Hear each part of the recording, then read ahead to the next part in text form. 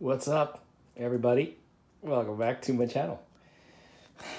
It is time to show some more examples of my water culture plants. Now, all of these plants have been and can thrive in nothing but water and nutrients. I'm going to go out on a limb and say indefinitely, as long as you do it correctly.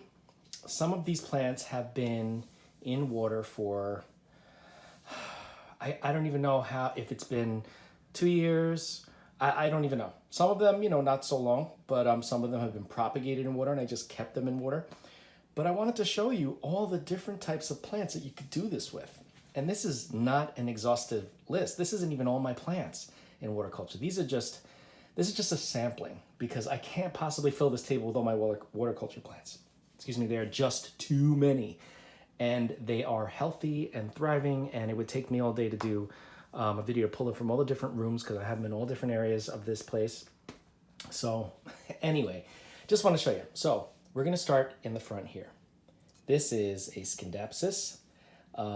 This is Silver Cloud. I have a huge collection of Scindapsus, the satin pothos. I have all different types of the silvers.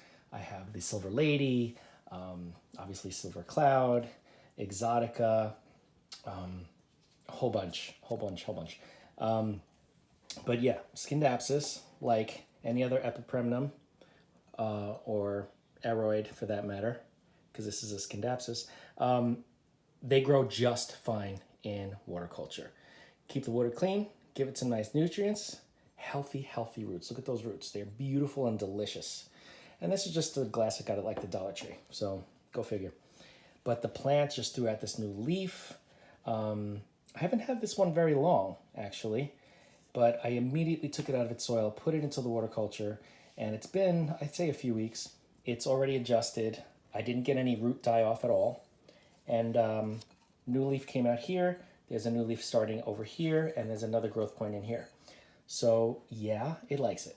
Scindapsus, doing good. The ever so common coleus. These are cuttings I had taken before the mother plant that was in soil was going to crash because, soil doesn't work here for some reason.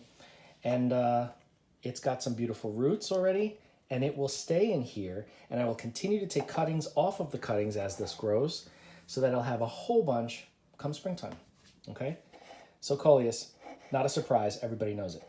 One thing that is a surprise that I think some of you are going to be like, what? And I'll tell you how I did it. An aloe, okay?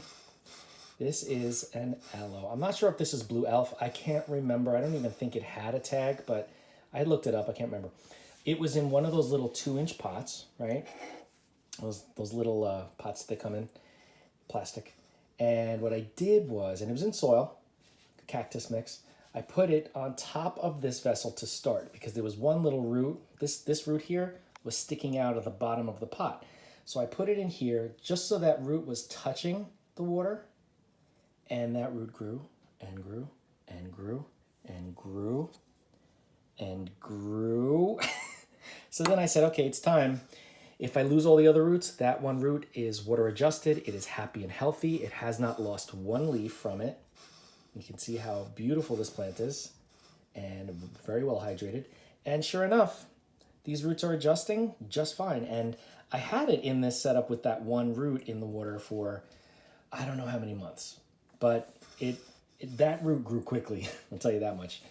So yeah, an aloe. Succulents do the same thing. So it's definitely possible. Next up, this is going to be quick for these two. These were leaf propagations of my Rex begonias in water, and they're staying in water. Those roots are happy and healthy and beautiful. Look at that. Look at that. These are under LED lights, and they get Maxi Grow feed, so they are doing just fine. Yeah, Rex begonias. Sticking to begonias, before we go anywhere else, let me show you my canes. Okay, these are 2 canes that I believe, are they both from? No, one of them is from Steve's Leaves. I think the other one is from Logi's. So this one is from Logi's. This is, what is this? Begonia Tiny Gem.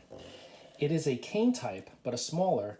And what I've noticed is if you want to transfer any king begonias to water culture, if you just feel the bug like I did, the ones that work the best are the ones that have the more succulent leaves, almost like the rubbery leaves, not the thin.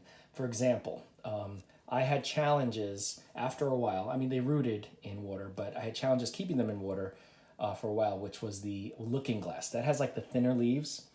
And it did okay for a while. It rooted, got some new leaves, but then it started to show stress. So I said, all right, I don't want this to stress out. So I transferred it over to sphagnum moss, doing fine. But this one is doing great. It didn't even wilt, didn't bat an eye at me or a leaf. And yeah, that's one king begonia. This is another one, and this is similar to the looking glass, except it has slightly thicker leaves. So I said, let me give it a shot. And so far, so good. I wouldn't be surprised if this one started to decline, only because it's similar. I think it's similar parentage to the looking glass because it has the silver spots on it. And this one is bat wings begonia. Really pretty, and I really liked it, and I really wanted it in water, so we'll see how it does. It's been here for a couple weeks, and so far so good. Okay, moving on. You've seen this before. This has been trailing like crazy. It's been in water for I don't know how many months now. Maybe even more than months, maybe a year. I don't even know, to be honest with you. But this is my variegated neon. As you can see, it's got some variegation. The variegation is limited. It's small. There aren't a lot of leaves that have the variegation, but some of them do. Anyway, it's got two trails on it that are really taking over. It's been in nothing but water and nutrients, and it's doing fantastic. Let's move over here. Another one that probably isn't a surprise to people to grow in water, because I know in other countries a lot of times they sell them just growing in water. And there are shops here now that sell these in water. This is the Chinese evergreen Aglaonema. I have 3 different varieties in here. This one is just a cutting, but this cutting, let's see if I can show you down here. This cutting has started to grow roots already. So you could see there, you can see those 2 roots there. So it's already growing roots. But then, and I don't know what variety that was. It wasn't labeled, but this is the red emerald and this is the snow, something. But yeah, they do just fine. Growing new leaves, low light plants or lower light plants, not in the dark. So they do fine in different parts of your house. Doesn't matter. Moving on.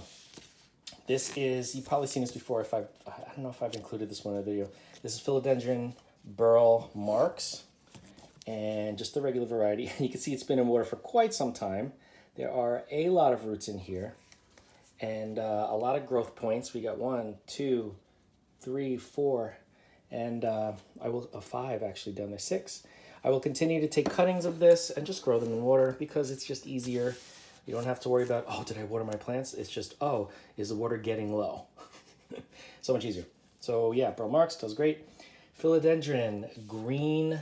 What is this one? I can never remember. Anyway, it'll come to me. This one has been in water ever since I got it, and it's got, it grew some new leaves. This is an older leaf. This is a newer leaf, and here's a new leaf about to open up and unfurl. And I got to fill this up a little bit because you can see that the water level is a little low, but it still is fine. Those roots are almost have a bark on them, so they do fine even if you let the water get a little low. But aerial roots, as you can see, and it's just a really, really cool, beautiful, big philodendron. All right. Last but not least, just for this video at least, I don't want to take up too much of your time, is my Pink Princess, Philodendron Pink Princess. And, the interesting thing, when I got this, it was not doing well. You can see there's a lot of old damage on here. I didn't want to cut the leaves off. The variegation, this was like the most variegated leaf. It was very limited. See, it's just like spots, almost like a very mild Thai constellation. Even some of these newer leaves were coming in just like a dark green with very little variegation. And I said, well, I'm not going to chop and prop yet. Usually what you do is you chop right above the last leaf that has the most variegation. But I said, let me just leave it. And I did. And we're getting the variegation back. Like just out of nowhere. You see that? This is like a half moon almost. So is this one. And this one is more of a green. But you can see that And I was looking for that pink stripe on the stem to follow it along to see where the last place I should go to cut. And I decided not to, and I'm glad because we got the variegation back, and I'm very excited about that. It's a nice full plant, and it's in nothing but water culture. You could tell a lot of these roots are the old roots. They didn't, they don't change color, but the finer roots, especially towards the bottom and up there, you can see out of the water, those fine whitish roots, those are the newer roots that have grown. But the leaves did not come out until this was, I'd say, 3 to 4, maybe a month in water culture. Then it started to, once it adjusted, it started to pop out these new leaves, okay? There's a new one coming here. I can't wait to see what that one's gonna look like. And a new one is coming right here. So yeah, so there you have it. So many different types of plants, so many different plant families. And this is, again, not exhaustive of even what I have. I have Discidias. I used to have Hoyas in water culture, but as you can see from prior video, I have them mostly in a semi-hydro setup if they're not in acrylic yarn. But there are so many plants that do just fine in water culture properly managed. So if you have any questions about water culture and types of plants, if you want to try them, and ask me if I've done it before, like snake plants I've had in water culture. I've had so many different types. So just reach out and we'll have a dialogue about it.